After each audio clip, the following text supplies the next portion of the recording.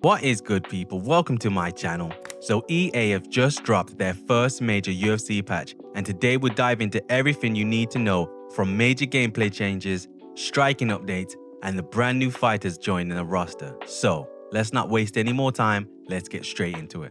When you come to the official website, you'll see it has 8 different chapters. There's new fighters enter the octagon, UFC 329 fight week challenges, gameplay improvements, grappling, perks and flow state, striking, fighter updates, locomotion animations improved. It goes on to say, International Fight Week is almost here, and UFC 6 is stepping into the octagon with a new patch update packed with roster additions, gameplay fixes, fighter updates, fight week rewards, and more. The UFC 6 IFW 2026 patch update goes live July 2nd, 2026. Check out all the details below. Then we bring ourselves to the very first chapter, and it says, new fighters enter the octagon. 3 new rostered fighters are joining UFC 6 in this update, bringing fresh matchups, new stars, and more ways to compete. Included with the UFC Fighter Pass, Tank Abbott. 9 first-round finishes, division heavyweight. If you've been around the octagon long enough, Tank Abbott needs no introduction. A legend of the early UFC era, Tank brings brute force, bad intentions, and old-school knockout chaos to UFC 6. With sledgehammers for hands, a fearless brawling style, and a presence as powerful as his nickname, Tank rolls through his opponents and turns every exchange into a firefight for their survival. UFC 6 keys to victory. Tank Abbott is at his best when he turns the fight into close-range brawl. His biggest advantage is his ability to end exchanges with one clean punch, so players should look to pressure forward, cut off space, and force opponents into the pocket.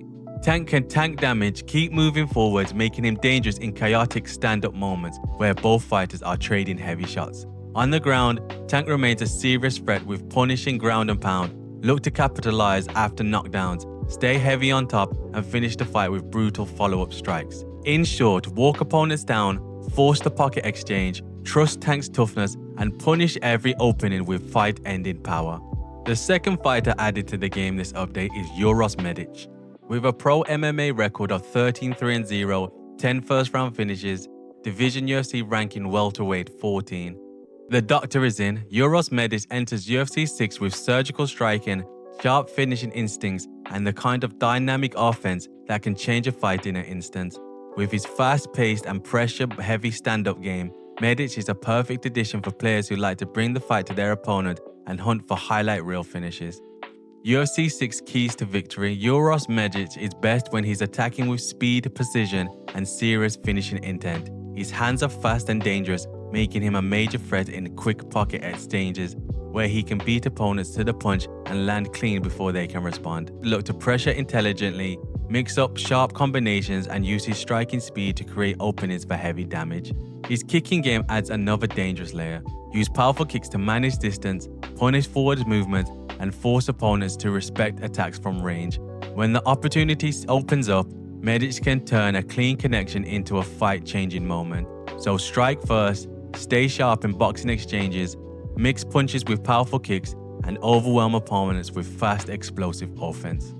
And the final addition to the roster is Kevin Vallejos. With a pro MMA record of 17-1 with 9 first-round finishes, he fights in the featherweight division and is ranked 9. We did it.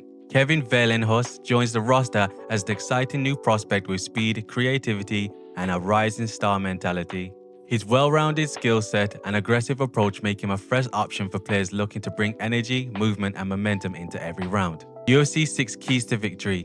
Kevin Vallejos brings dangerous finishing power, fast hands, and the movement to control where the exchanges happen. He is at his best when he stays light on his feet, cuts sharp angles, and uses quick entries to land clean before his opponents can settle into their rhythm. His punching threat makes every exchange risky, especially when he can step in, fire combinations, and exit before taking damage. Players should use his fast footwork and unpredictable creative openings and force opponents to chase. Once they overcommit, Vallejos can punish with fast explosive counters and heavy shots that can quickly shift momentum of the fight. TLDR, stay mobile, control the distance, strike fast, punish mistakes, and use explosive boxing to turn clean openings into fight-changing damage. Overall, I'm not too excited about these additions. None of them really speak out to me, apart from Abbott. Even though he's not like a major guy I want to use because he's a heavyweight, I don't particularly like that weight class. his power and his knockout ability is something that I'm going to be interested to try out. So he would definitely be the first person that I get around to using. The next chapter we have is UFC 329 Fight Week Challenges. UFC 329 Fight Week Challenges kick off on July 7th with a brand new punch card bringing fresh rewards, unlockables, and a few surprises too. Follow the official EA Sports UFC social channels for all the latest updates. Yeah, this is not something that really interests me because I'm not the type of person that does these Fight Week challenges, but if you guys are into it, you've got something new coming, so something for you to be excited about. Next, we move on to the gameplay improvements. It says, this update includes several gameplay improvements and fixes across grappling, striking, perks, flow state, and fighter updates. The first gameplay chapter is grappling. The following grappling updates have been implemented. Fixed an issue that allowed takedown bails to be performed without stamina advantage. Fixed an issue that caused pull guard takedown to become undeniable when fighters had a strong setup. Fixed animation issue when performing a cage single leg from the open stance. Fixed an animation issue after getting up from backside position. Fixed a rare animation issue when striking from the single upper clinch position. Fixed an animation issue when fighters were stuck while attempting the over-under clinch entry on open stances. I know that one of these is a huge deal, that it fixed the issue where takedown bails can be formed without a stamina advantage. I know that people have been complaining that people have been spamming takedown bails non-stop, so I'm glad that you guys that actually enjoy grappling, or you don't play stand and bang, you just play the open MMA mode, you no longer have to deal with this exploit. The next gameplay update is Perks and Flow State Balance Update. We've refined the base effects of several perks so they no longer work by buffing attributes. Instead, these effects now apply buffs directly. Previously, when perk base effects worked by buffing attributes, they could come partly or completely ineffective in cases where they would push an attribute above 100. With this fix, base effects will now always be useful, even when a fighter already has max attributes. The training manual now also features specific values of the bonuses granted by base effects. It then gives you a list of updated perks. We have Stinger, Tiger, Reaper, Lancer, Spindrift, Bonesaw, Point Down, Tank, Bulwark, Kraken, Electric Eel, Anvil, Quicksand, Checkmate, Escapist, Last Stand, Revenant, Groundskeeper, Hot-Blooded, Perpetual. All these perks now have been updated. It then continues to add additional perks and flow state updates include fixed an issue with the Bulwark flow state where it would instantly fill the block meter according to the HUD, but not truly fill it in gameplay. The benefit now applies correctly to both the HUD and the gameplay. Fixed an issue that caused Hunter flow state bonus condition to be too short. Previously, the opponent's back had to be in strict contact with the cage. Now, they only need to be near the cage, matching the condition triggered for Hunter flow boost. Fixed an issue that prevented the Grizzly flow state bonus from applying to some instances of stamina consumption in takedowns and clinch. Fixed an issue that prevented the Groundskeeper flow state bonus from applying to some instances of stamina consumption in the ground game. I personally haven't noticed any of these issues because I don't use flow state at all. I never use it. I refuse to use it. I'm anti-flow state. I think it is the worst, most arcadey, gimmicky thing in this game, and I personally want it gone. But if it was an issue and people weren't getting what they were supposed to get, I suppose that would be frustrating, and I'm glad it has been fixed. The next gameplay chapter is striking. This update also includes improvements to striking interactions and responsiveness. Fixed rare instances of ghost hits against fighters using head movement or blocking. These were strikes that did not connect physically but were still affecting an opponent. Fixed an issue that caused frontal strikes to sometimes track opponents performing side lunges even when the lunges were timed properly. Improved responsiveness for both fighters after a leg kick lands. Previously, there was an awkward pause before either fighter could act, even though the animation seemed to allow them to act sooner. Now both fighters can act sooner, more in line with the animations. The frame advantage remains the same. This improvement affects all types of leg kicks.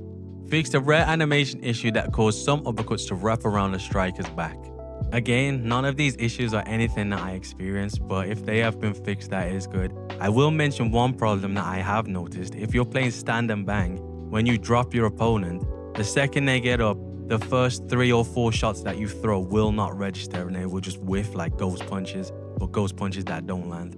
So if that's an issue that they're talking about in here and they fixed it, I'm so happy about that. If not, this is a major issue that you do need to fix, EA, so please get on it. Next, we have a long list of updates that have been made to fighters. We've updated several fighters' attributes, perks, and moves while also adding new signature strikes.